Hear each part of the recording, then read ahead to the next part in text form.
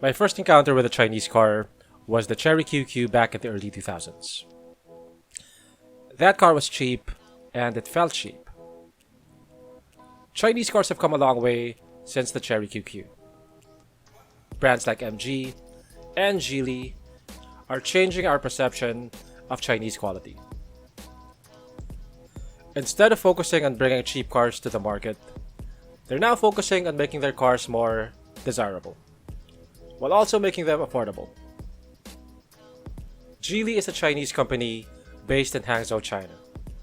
You may have heard of them only recently, but they've been around for a while. They've been around since 1986. Geely now actually owns Volvo and has a majority stake in Lotus, so this is not a small car company. Anyway, enough about the brand, let's talk about the product. The Geely Coolray is a very impressive vehicle.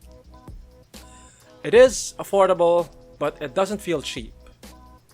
In fact, I think it beats Japanese cars in terms of build quality and features. It looks like a more expensive car on the inside as well as the outside. The Geely Coolray's design is reminiscent of the Land Rover Evoque. Although unlike other Chinese brands, it doesn't look like a carbon copy. It looks like it was just inspired by the Evoque. Like the Evoque, it has a sloping roof. It has a floating roof design. The front is very sharply angled. You won't see a lot of curves here, mostly just polygons and straight lines.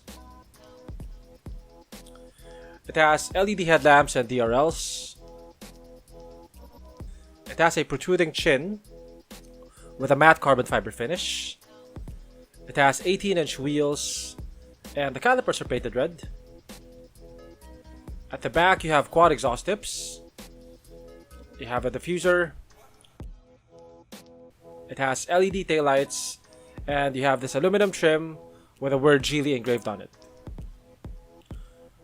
Overall, it's a pretty attractive design. It looks young, it looks sporty, and I think it's one of the better looking crossovers in this segment.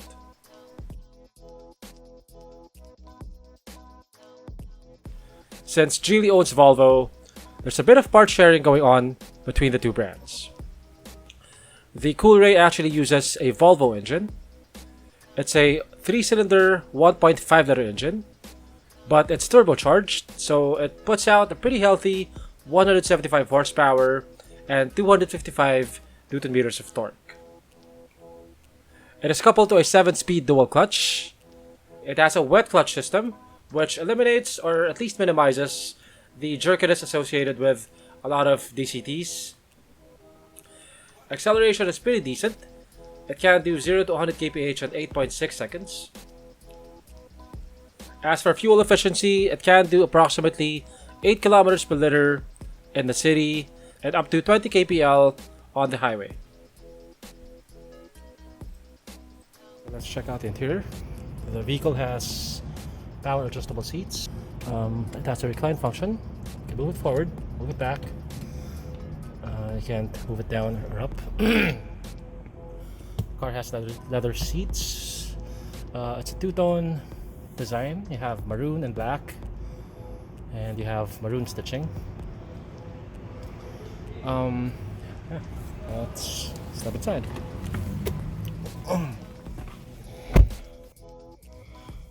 Okay, first impressions. This definitely looks and feels a lot more expensive than the price tag suggests. This is aluminum.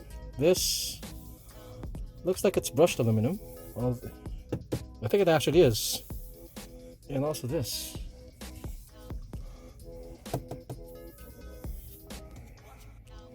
So yeah, you have a leather covered steering wheel.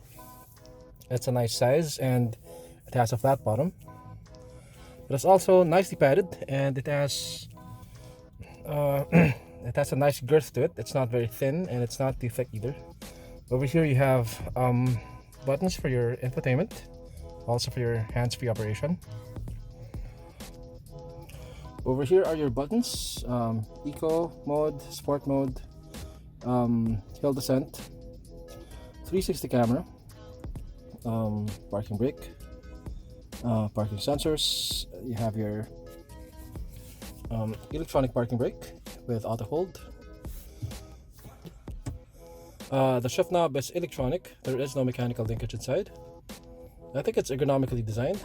I like how it fits my hand. And of course it has this panoramic sunroof.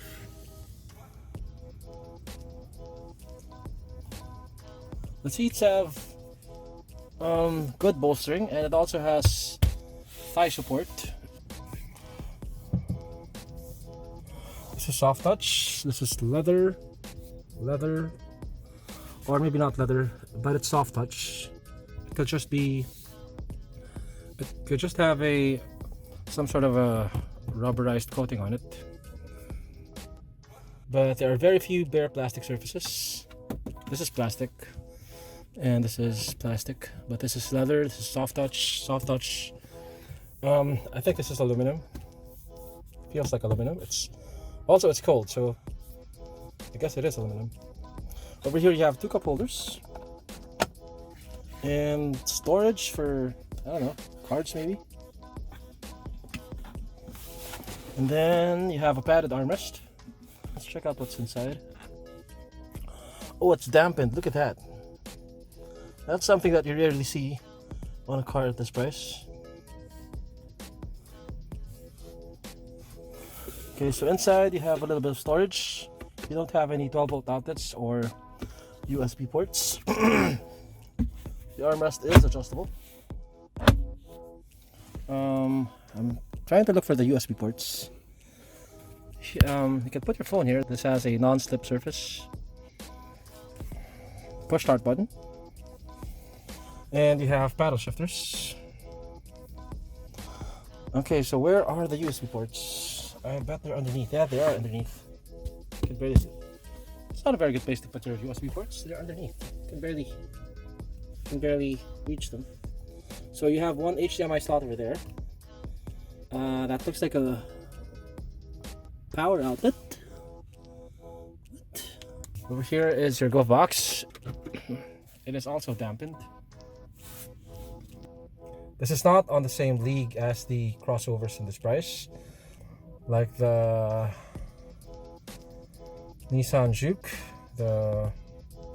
This looks a lot more expensive.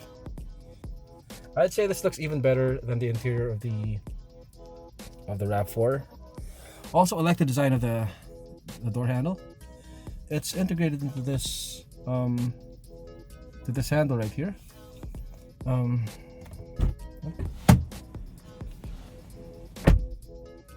So yeah, the instrument cluster is digital. Okay, later on we'll see if we can at least turn the car on so we can check out the features. Hopefully we can get a test drive, but probably not today.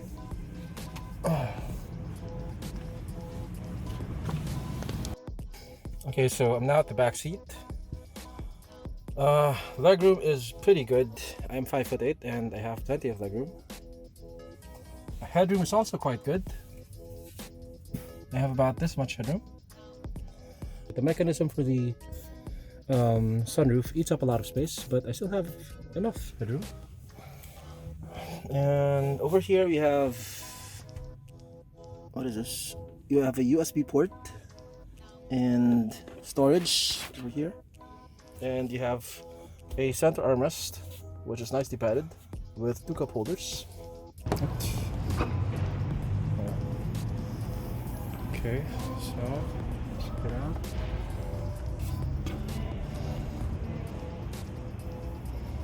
Bit of storage over there. And I don't see any USB ports. The Coolray is the most feature-packed vehicle in its price bracket. On paper, nothing under 1.5 million beats it in terms of features. Perhaps most impressive is its self-parking feature. The Coolray can steer itself into a parking spot with the driver only using the brakes to control the speed. It also has a very impressive 360 camera system. You can choose to view each of the 4 cameras individually, or you can choose a 360 view, which you can rotate, like so. It has a 10-inch screen, which is one of the largest in the segment. One nifty feature is that it'll automatically zoom into the right or left blind spot cameras, depending on which turn signal is activated. On top of that, it also has a panoramic sunroof, and it has power adjustable leather seats, features that you don't usually find on budget crossovers. In its price bracket, or maybe even a bracket or two above it, the Coolray beats every other crossover in a lot of ways. It has the nicest interior. It has features that you don't even get on crossovers that are twice the price. It has the most powerful engine in its class. Since Geely is a newcomer here, and the Coolray is a new model, the biggest unknown factor is the dependability of the brand. But if that's something that you're worried about, Geely offers a 5-year warranty.